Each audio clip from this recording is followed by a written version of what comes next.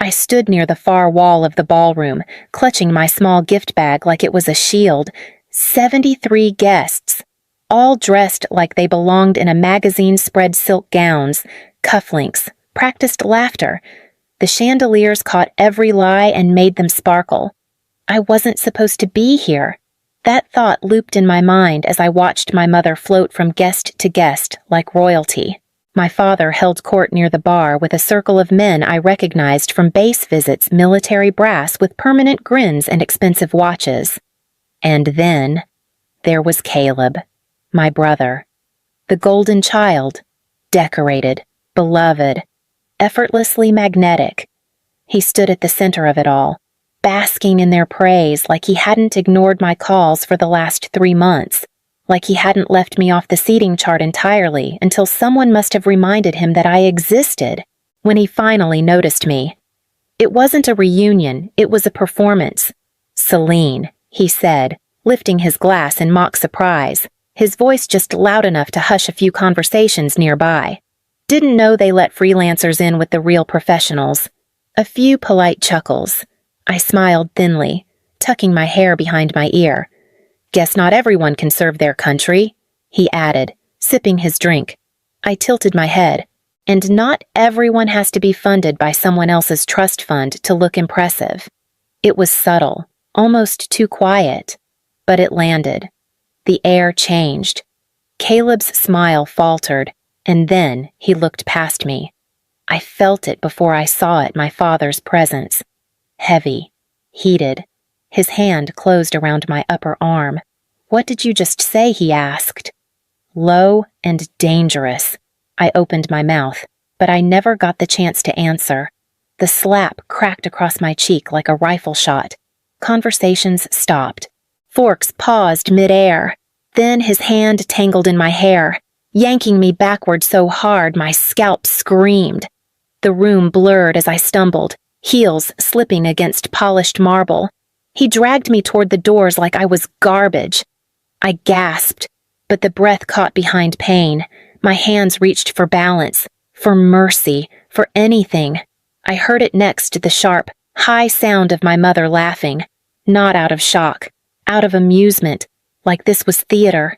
Then the applause. One person, Caleb. "You had it coming," he said, smiling as he clapped. Like he was proud. No one stopped him. Not one of the 73. Not one hand reached for mine. They watched. They whispered. But they let it happen. Outside, the air was cooler. The night too quiet. My father shoved me once more and let go. I stumbled forward, caught myself against a stone column, and straightened. My scalp burned. My lip bled. My chest ached not from injury, but from the shame that wouldn't stop blooming. I didn't look back. I walked toward the parking lot, my heels clicking against the concrete, each step heavier than the last, and my fingers already searching for my phone. I drove with one hand clenched around the steering wheel, the other gripping a wad of tissue pressed against my lip. Blood kept seeping through. The streetlights blurred past like witnesses too afraid to speak. My scalp pulsed where his fingers had torn through hair, and my cheek throbbed in rhythm with every heartbeat. But none of it was unfamiliar.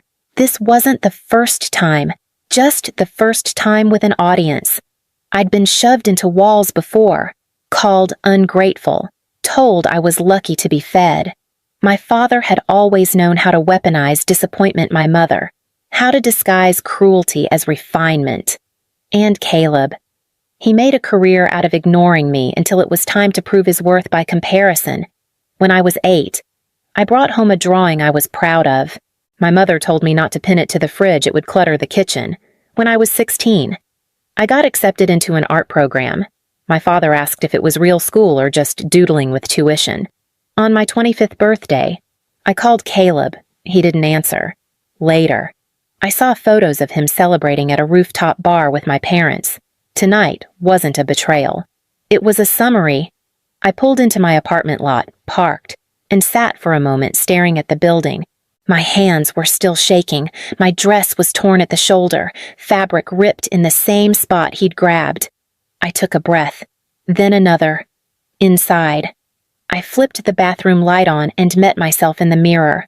Swollen lip, bruised cheek, tangled hair. My reflection looked back without flinching. "It ends tonight," I said aloud. I walked to the kitchen and pulled out my phone, scrolled past names I hadn't touched in years.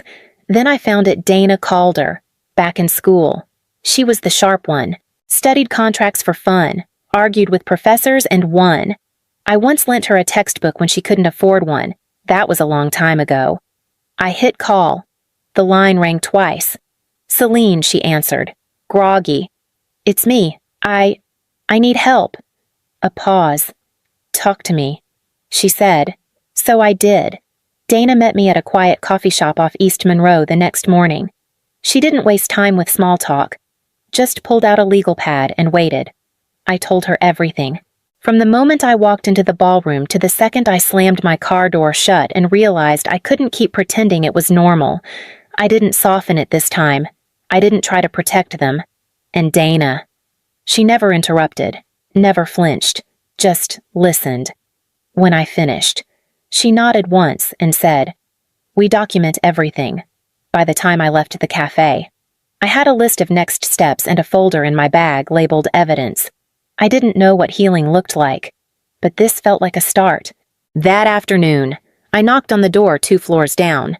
Rick Delano opened it, already half expecting me.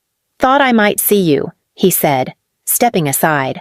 Rick had been my landlord for 3 years, the kind of guy who remembered to salt the sidewalks before a freeze and never asked questions about noise unless it sounded like danger. He used to be a cop. Now he worked freelance security gigs and sometimes, quietly, found things people didn't want found. I handed him the slip of paper Dana had given me: names, dates, a bank account number I barely remembered. "If there's anything off," I said. "I need to know." Rick took it, eyes scanning the list. "Off, kid. I can already tell you none of this is clean." That night, I sat on my bed, lights off, folder in my lap, staring at the bruises on my arms and the glow of my phone screen. A message buzzed through from Dana. "Start saving everything. This won't stay private." I read it twice. Then I opened a new album in my phone and named it Proof. Rick knocked on my door 2 days later, holding a manila folder that looked heavier than paper should allow. "Got something," he said, stepping inside without waiting for an invitation. I sat across from him at the kitchen table. He laid out the documents in quiet rows: bank statements, wire transfers, emails with clipped subjects like internal shift and fund transfer authorization. I didn't understand the numbers at first. Then I saw the account ID. It was mine. "Your father's name shows up here," Rick said, tapping the second page. "And again here, signing as trustee." The dates lined up with Caleb's promotion, with the new car my mother suddenly drove, with the pictures of golf outings I'd seen online, always tagged at the country club I never once stepped foot in. I picked up one document, a series of withdrawals over 3 years. The totals made my stomach twist. This was supposed to be mine. I said, my education, my future, used it to grease wheels. Rick muttered, "Promotion boards, donations to base foundations, even paid a publicist, all under your trust." He pulled out a printed email. The subject line read, "Ensure Caleb stands out." The body was short. His father was very persuasive. Dana arrived an hour later, skimming through the pages with silent intensity. "This isn't just misuse," she said. "It's fraud, maybe even laundering. We can go civil or criminal. Maybe both." I nodded slowly, but my hands were cold. The slap from my father had faded into a dull ache. But this was something else.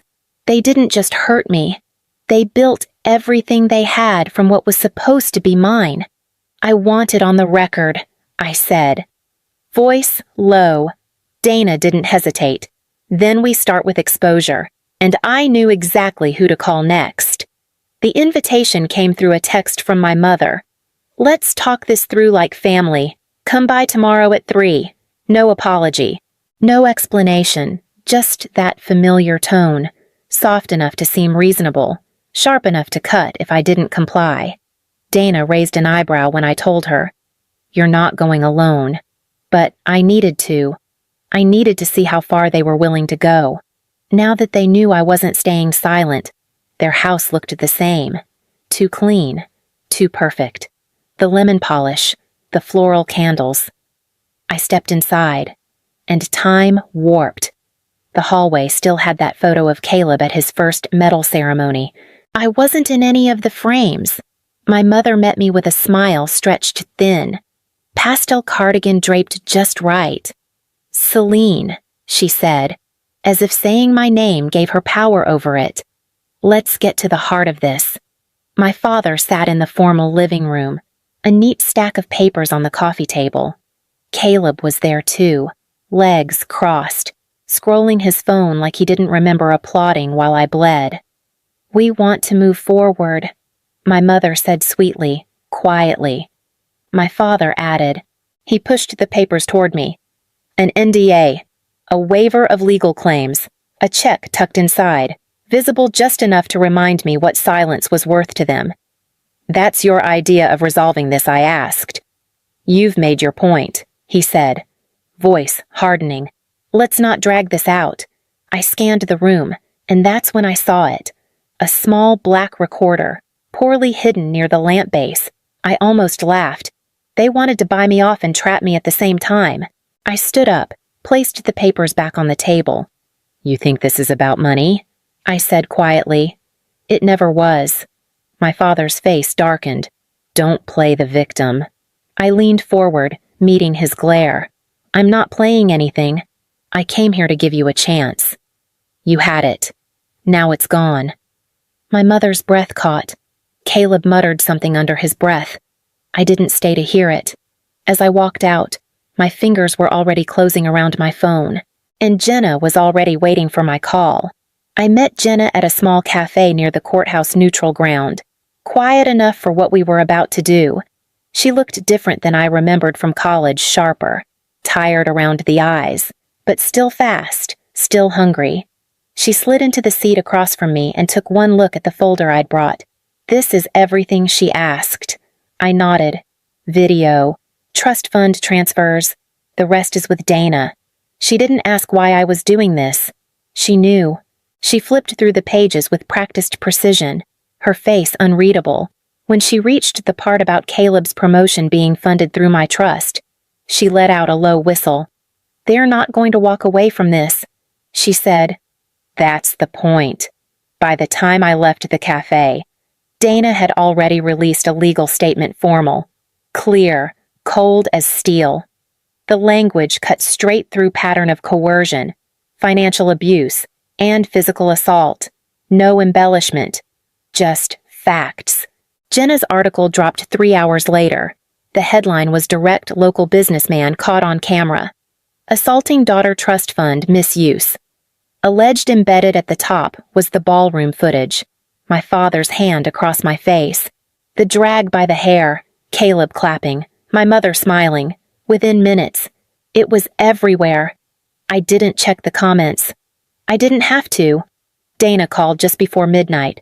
3 clients have pulled out of your father's firm. Caleb's been placed on administrative leave. I sat on the edge of my bed, staring at the ceiling, the house I grew up in, the family that built themselves on silence and image they were crumbling. And I hadn't even said a word publicly, yet. As I hung up, my phone buzzed again. A blocked number, just one line. "You think you've won." The lawsuit hit 2 days later.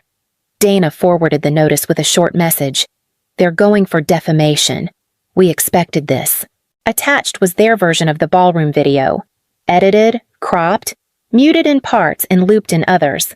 In this version, my father looked calm. My voice was raised. It made me look erratic, unhinged, dangerous. "They want to control the narrative," Donna said during our call.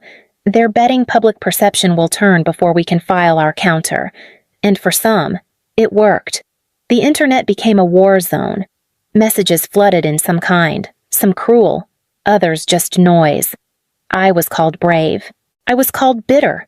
a truth teller, a liar, an attention seeker, a fraud. I stopped reading the comments after the third time someone said I was lucky he only hit me once. That night, I sat in the dark with my phone face down on the coffee table, trying not to listen to the echo of my mother's laugh. The sound had lived in my head for years, but now it had company my father's lawyer, their accusations, the endless edits cutting truth into fragments. The phone buzzed once, a blocked number. I turned it over. You don't know what's coming. I didn't flinch. I just stared at it until the screen dimmed. Dana called again the next morning, her tone clipped and focused. They've hired Marcus Layton. I blinked. The corporate fixer. He's the guy people call when they want a scandal buried before it hits the press. He's good. Celine. I leaned back against the kitchen counter. So we go louder. There was a pause. Then Dana said, "Good, because the real fight starts now." And I was already reaching for the next piece of evidence. The courtroom was cold in a way that had nothing to do with temperature. My father sat at the plaintiff's table in a suit I knew cost more than my rent. Caleb beside him, pale and stiff. My mother didn't make eye contact. Dana stood like she'd been born for this. She opened with the bank records precise, undeniable, transfers from my trust into shell companies. Then came the promotional invoices tied to Caleb's career. Finally, the voice recordings Rick helped recover casual conversations between my father and colleagues, bragging about redirecting family assets. The opposing counsel tried to object, but Dana was surgical. Every fact had a backup.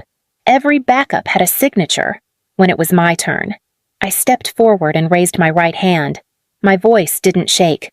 I told them what I remembered, not just the slap, not just the dragging, but the years leading up to it, the insults in private, the erasure in public, the money I didn't know I lost until someone else cashed it in. They didn't just silence me. I said, they spent me. The judge listened carefully, and when it ended, he looked directly at my father and said, "This court finds reasonable cause to open further investigation into possible criminal misuse of trust funds. Civil proceedings will be paused pending that review." Outside, the press had already gathered, flashes, microphones, voices calling my name. I stood there, not as their daughter, not as the girl dragged across marble tile, but as myself. "This isn't revenge," I said. "This is justice." And finally, I felt what it was like to mean every word I said. The full video went live 2 days later. No edits, no slow motion, no cuts to protect reputations. Just truth. My father's voice sharp, then rising, his hand across my face. The moment he grabbed my hair, my feet scraping against the floor, Caleb clapping in the background, my mother laughing like it was entertainment. It spread fast, faster than any press release, any article. It didn't need a caption. The silence of the room, the expressions of the guests, they said more than any headline could. By noon, Caleb issued a statement. He was resigning his post, citing mental health challenges and a desire to avoid distraction for his unit. By evening, 3 sponsors had cut ties with my father's firm. A 4th pulled out the next morning. His name was now listed in articles beside words like allegations, abuse, and investigation. I watched it all unfold from my apartment, coffee in hand, blanket draped over my shoulders like armor. I didn't feel triumphant. I felt still, not peaceful, not angry, just still, like something had finally stopped spinning. Later that night, I opened the top drawer of my dresser and reached into the back. The necklace lay tangled between receipts and rubber bands, the chain delicate, the clasp still bent from where my mother had ripped it from my neck the night of the party. I held it up to the light. The pendant wasn't worth much, just a small silver circle, etched with a wave pattern, a gift from someone who once told me I was stronger than I thought. I fastened it around my neck. It didn't feel like reclaiming the past. It felt like anchoring the present. And when I turned off the light and crawled into bed, I didn't think about what I'd lost. I thought about what I was finally building. The auditorium lights dimmed as I stepped onto the stage. Not a courtroom, not a press conference, just a room full of women and a few men who knew what it meant to be broken quietly. I hadn't planned to speak. I was just supposed to listen. But when they asked if I wanted the mic, my legs moved before I could second-guess them. I didn't tell them everything, just enough. I spoke about the moment I walked into a party and left with a bruised face and clarity, about the line between silence and surrender, about how one phone call didn't change my life, but what did was everything I chose after it. I used to think boundaries were walls. I said, now I know they're doors. You just have to be the one to lock them. Applause came gently, not the kind that demanded performance, but the kind that held space. Afterward, I made my way toward the exit. People stopped me, some to hug, some to whisper their own stories. I didn't need to say much. Most of them already knew what I meant. Outside, the air was cooler than I expected. I pulled my coat tighter around me and reached for my phone. A new message blinked on the screen. Unknown number. Thank you. Because of you. I left too. I stared at it for a long moment, and then I slipped the phone into my pocket and kept walking.